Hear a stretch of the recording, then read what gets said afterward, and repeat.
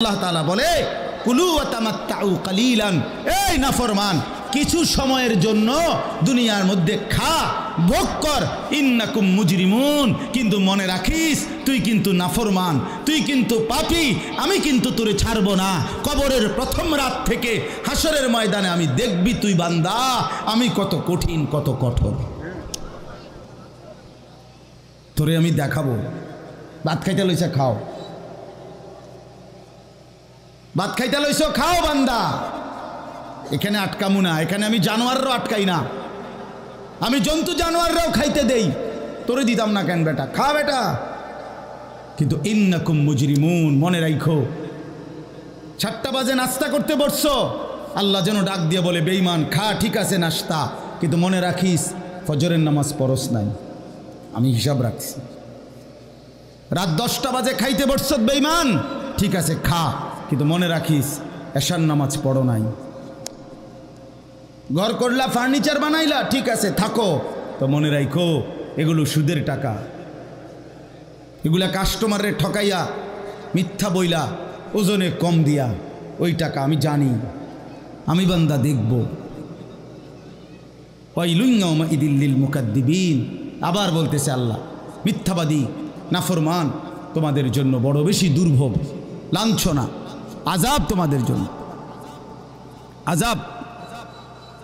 এই জন্য আল্লাহ তাআলা বলছেন এটা।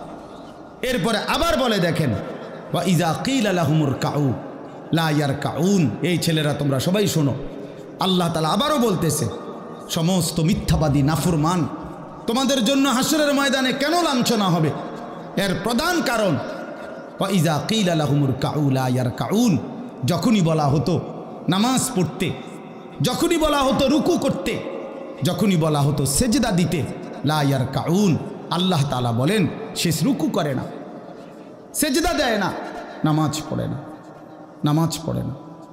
আল্লাহ বলেন আমি এতবার বললাম, এতবার বললাম, একটা দিনে 5 বার মসজিদে আজান হলো, একটা মহল্লায় শুধু একটা মসজিদ না, এক এক ওয়াক্তে এক একজনের কানে কমপক্ষে 10টা মসজিদ থেকে আজানের আওয়াজ আসে, ঠিক কিনা বলেন?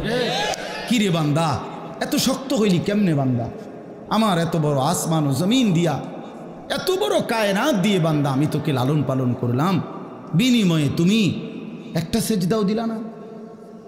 365 দিনে খোদার একটা বছর কোনো দিন ফজরের নামাজ পড়লা না, এ কেমন জিন্দিগি বাপ?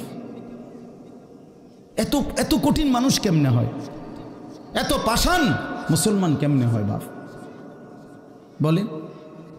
আর কতগুলো কথা বললে বলেন? এই জন্য নওজোয়ান আমার অনুরোধ রইল, নওজোয়ান নিজেরে বরবাদ করে দিও না বাপ, নিজেরে শেষ করে দিও না, নষ্ট করে দিও না, কষ্ট পাইবা বাপ। একদিন কবরে তোমার 14 গোষ্ঠীর কেউ থাকবে না, একদিন হাসরের ময়দানে তোমার পাশে কেউ থাকবে না, তুমি শুধুই একা। আল্লাহ তাআলা বলছেন বান্দা আমি এত বড় কোরআন নাজিল করলাম, তারপরে আর কি বললে তুমি ঈমান আনতে, আর কেমনে বলতাম আমি? নবীজি জিজ্ঞেস করবে, খোদার কসম নবী জিজ্ঞেস করবে, উম্মত 23টা বছর আমি দিন রাত কাঁদছি রে উম্মত, তুই জানোস না উম্মত আমি তোর জন্য কি পরিমাণ কাঁদছিলাম, সারাটা রাত আমি কেঁদেছি, তায়েফের পাথরের আঘাতে আমার পিঠ ছিদ্র ছিদ্র করে ফেলছে, আমি ক্ষুধার কষ্টে পেটে পাথর ভাঙছি, আমার ঘরের চুলায় আগুন জ্বলে নাই, আমি দান্দার শহীদ করে সারাটা দেহ রক্ত মাখা হয়ে বেহুশ হয়ে উহুদের প্রান্তরে পড়েছিলাম, এত কাঁদলাম, এত রক্ত ঝরাইলাম, 23 বছরে বিনিময়ে উম্মত আমি বুঝি তোর কলজাটা নরম করতে পারলাম না। কি বলবেন ভাইয়া? এই ছেলেরা বাপ কি বলবা তোমরা বলো দোস্ত? আমরা যারা মুমিন নিজেদেরকে চিনি, জানি যে আমরা মুসলমান, আমরা মুমিন, তো আমাদের কাছে আল্লাহ তাআলা সবচেয়ে গুরুত্বপূর্ণ একটি জিনিস চায়। কোরআনুল কারীমে আল্লাহ তাআলা আমাদের মুমিনদেরকে, ইমানদারদেরকে ডাক দিয়ে দিয়ে বারবার এই চাওয়াটা বলেছেন, ইয়া আইয়ুহাল্লাযীনা আমানুত্তাকুল্লাহ, এই কথাটা আল্লাহ তাআলা কোরআনুল কারীমে বহুবার বলছেন, হে ইমানদারগণ হে মুমিনগণ, তোমরা যারা বুঝো যে তোমরা মুসলমান, তোমরা মুমিন, তোমরা ঈমানদার, তো আমি আল্লাহ তোমাদেরকে বলছি, ইত্তাকুল্লাহ, তোমরা তাকওয়া অবলম্বন করো, তাকওয়া অবলম্বন করো, আল্লাহকে ভয় করো, তাকওয়া গ্রহণ করো। এই কথাইটা, এই তাকওয়া প্রত্যেকটা ঈমানদার, প্রত্যেকটা মুসলমান, ছোট বড়, জওয়ান বুড়ো, আমাদের সমস্ত ব্যক্তিকে আল্লাহ তাআলা বলেছেন বারবার, ইত্তাকুল্লাহ, আল্লাহকে ভয় করো, মানে তাকওয়া অবলম্বন করো। ছেলেরা তোমরা ভাই এই হাতে ধরা যেই মোবাইলগুলো এটা নামায় ফেলো। আরে ভাইয়া, আমাদের চেহারার দিকে তাকাই আসুন, শুধু শুধু এই মোবাইলটা নিয়ে ব্যস্ত হওয়ার কিচ্ছু নাই বাপ। এতে এমনিতেই মোবাইলে অনেক বয়ান আছে অনর্থক, এটার দিকেই যদি পুরা তাকায়া থাকো তো তাইলে আলেমের দিকে তাকাইবা কেমন? এই জন্য দোস্ত, এটা জরুরি বিষয়, এটা এতটুকু বোঝা উচিত, সবসময় মনে রাখা দরকার। সারাক্ষণ মোবাইল এটা নিয়ে ব্যস্ত থাকা, এটা আসলে একটা অসভ্যতা ছাড়া আর কিচ্ছু। এটা এত পাগল মানুষ হয় না আসলে। সামান্যতম বিবেক কাজ করা উচিত, বুদ্ধি বিবেচনা, নিজের আকল দেমাগ কাজ করা উচিত, যে ভাই আমি কতক্ষণ। এক মানুষ বুঝি সারাদিন এটা নিয়ে থাকে, তাহলে আমাদেরকে আল্লাহ তাআলা কেন বানাইলেন? এই পৃথিবীতে আমরা আসলাম কেন? আমার জীবনের উদ্দেশ্যটা কি? ন্যূনতম আকল তো থাকা উচিত যে আমি আসলাম কেন, কে পাঠাইলেন আমারে, কেন পাঠাইলেন, কার কাছ থেকে আমি আসলাম, আমি যাব কোথায়। প্রতিনিয়ত মানুষগুলো যে মারা যায়, ওরা যাচ্ছে কোথায়, কি হবে তাদের? এই সামান্যতম বুদ্ধি দিমাগ একটা প্রাপ্তবয়স্ক ছেলে, তোমরা কারো বয়স 14 বছর, কারো 16 বছর, কারো 18 বছর, এ তো পরিণত বয়স, মানে পরিপক্ক বয়স। ওয়ালাম্মা বালাগা আশুদ্দা, একেবারে পূর্ণ শক্তির টাইম। কোরআন শরীফে আল্লাহ তাআলা মানুষের হায়াতকে 3টা ভাগে ভাগ করছে। একটা হলো জন্মের পরবর্তী শিশুকাল, আরেকটা হলো যৌবনকাল, আরেকটা হলো বৃদ্ধকাল। এই 3টার মধ্যে আল্লাহ তাআলা নিজেই বলছেন শিশুকাল এবং বৃদ্ধকাল দুইটাই দুর্বল, দফ, এই শব্দের অর্থ দুর্বলতার সময়। আর শুধু কেবল আল্লাহ তাআলা যৌবনকালকেই বলছেন কুওয়াতান, শক্তির সময়। শক্তি, সামর্থ্য, শৌর্য, বীর্য, এই সবটাই যৌবনকাল। এই জন্য শক্তির সময়, সামর্থ্যের সময় মেহনত করতে হয়। যৌবনকালটাই জিন্দেগির প্রধানতম সময়। ভালো কিছু করলেও এই টাইমে, নিজেরে নষ্ট করে দিলেও এই টাইম, গড়লেও এই হায়াত, এইটাই সুযোগ, বরবাদ করে দিলেও এটা সুযোগ। বুড়া মানুষ, বয়স্ক লোক ইচ্ছা করলেও অনেক নেক কাজ করতে পারেন, ইচ্ছা করলেও অনেক গুনার কাজও করতে পারেন। বয়স হয়ে গেছে 60 বছর, 70 বছর, এখন চাইলেই সারা রাত তাহাজ্জুদ পড়তে পারবে না, চাইলেই সারা রাত নাচের আড্ডায়ও থাকতে পারবে না, শরীরে কুলাবে না, ইচ্ছা থাকলেও পারবে না। ইচ্ছা করলেই আল্লাহর জন্য জান কোরবানি করে দ্বীনের জন্য কঠিন মেহনত মুজাহাদা করতে পারবে না, এটা স্বাভাবিক। আমার মনে আছে একটা সময় 2.5 ঘন্টা 3 ঘন্টাও পায়ে হাইটা কোথাও মাহফিলে গেছে, এখন আর এটা সহ্য হয় না। তাইলে হায়াতের একটা অংশ আছে মানুষের। এই জন্য প্রিয় ভাই, সবাইকে বললাম, তুমি যদি কমপক্ষে নিজের হায়াতের কদর না করো, নিজেকেও যদি কমপক্ষে না বুঝলা, তো কি বুঝলা জীবন? এই সমাজ, এই দেশ, এই জাতি, নিজের এলাকা, পাড়া, মহল্লা, কারো কোনো উপকার করলা না, কমপক্ষে নিজের উপকার তো করো।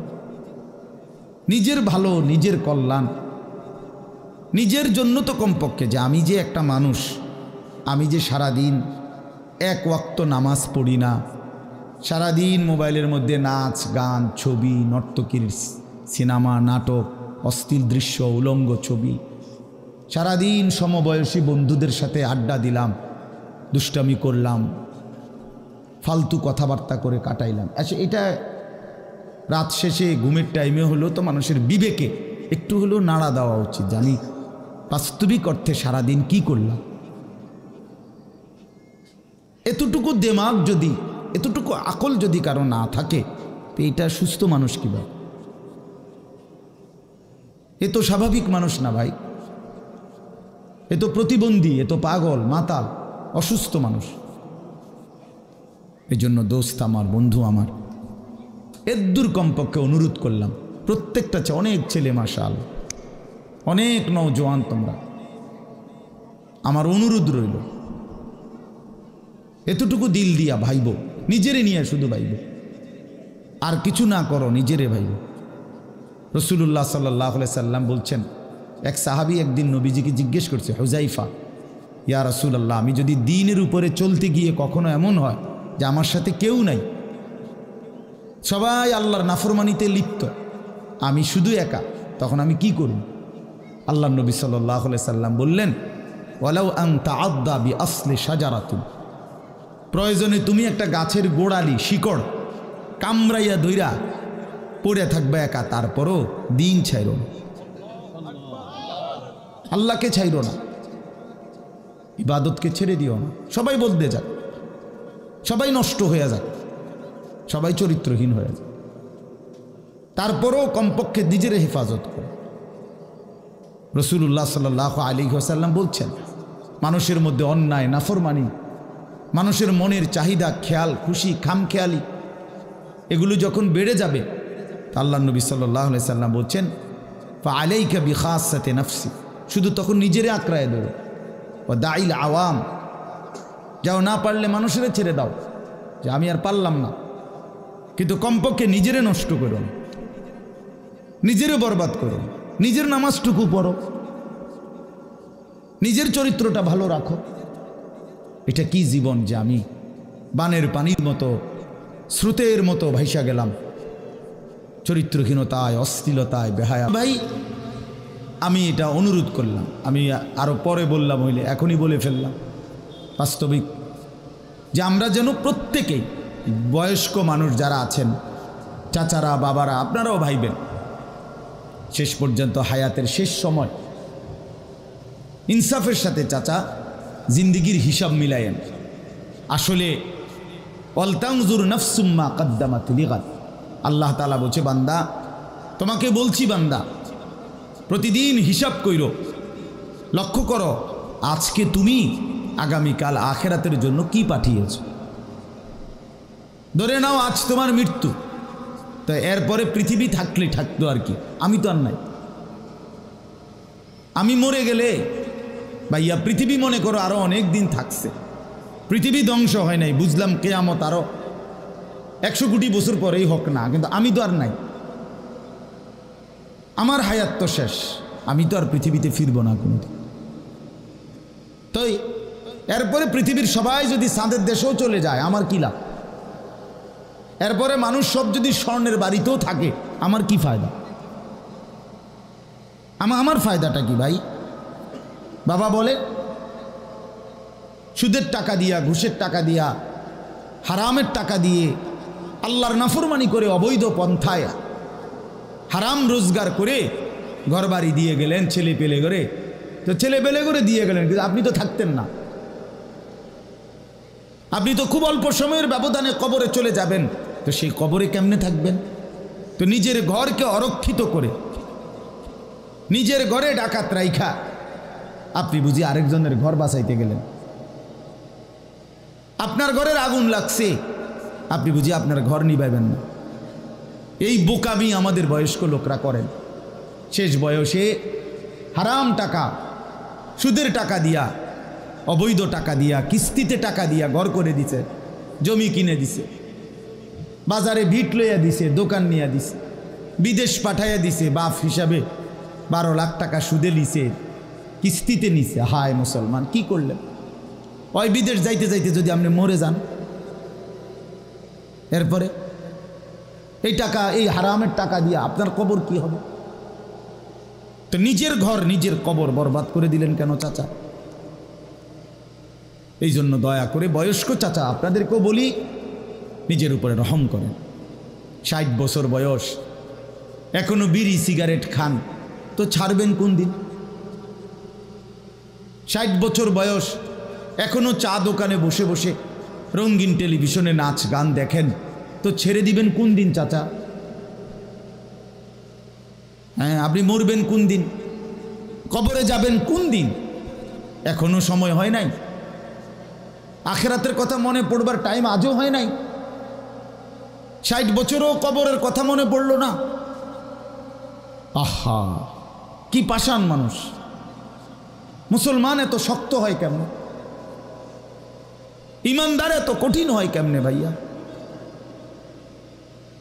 এই জন্য দয়া করে আল্লাহ তাআলা আমাদের কাছে চায়, বান্দা তোমাদের ইমান, তোমরা মোমেন, তোমরা আমার ইমানদার বান্দা।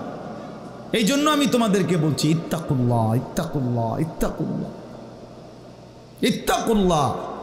তোমাদেরকে বলছি, আপন মনে করে বলছি, তোমাদের ইমান আমি নিলাম। তোমাদের মুসলমানের পরিচয়টা আমার দেওয়া। আমি যদি মুসলমান মায়ের ঘরে জন্ম না দিতাম তো পৃথিবীর কোনো শক্তি তোমারে ইমানদারের ঘরে জন্ম দিতে পারতো না। আমি বানাইছি বান্দা। ইন্না খালাকনাল ইনসান, মানুষকে তো আমি সৃষ্টি করেছি মিন নুতফাতিন আমশাজ, স্বামী স্ত্রীর মিশ্র বীর্যের ফোঁটা থেকে আমি বানিয়েছি। তাহলে কোন ঘরে কাকে দেব, কোন দিনের মিলনে কাকে দেব, এ তো আমার ফয়সালা, আল্লাহ তাআলার ফয়সালা। এই জন্য বাপ আমার, আল্লাহ তাআলা আমাদেরকে ঈমান দিয়েছেন, আমাদের মুসলমানের পরিচয় দিয়েছেন। আমি 72 বছর বয়স, এমন বয়স্ক লোক, উনি হিন্দু, ওনারে আমি কালেমার দাওয়াত দিছিলাম 2.5 ঘন্টা, 3 জন আলেম নিয়া 2.5 ঘন্টা আমি ওনারে বুঝাইছি। ওনার 2 ছেলে মুসলমান হয়ে গেছে, মুসলমান বড় হয়ে গেছে, ওরা বাচ্চা কাচ্চা নিয়ে সংসার। কিন্তু ওই চাচা 72 বছর বয়স, আমি নিজে অজরে কাঁদছি বেচারার সামনে, ওই চাচার সামনে চোখের পানি ফেলে কাঁদছি।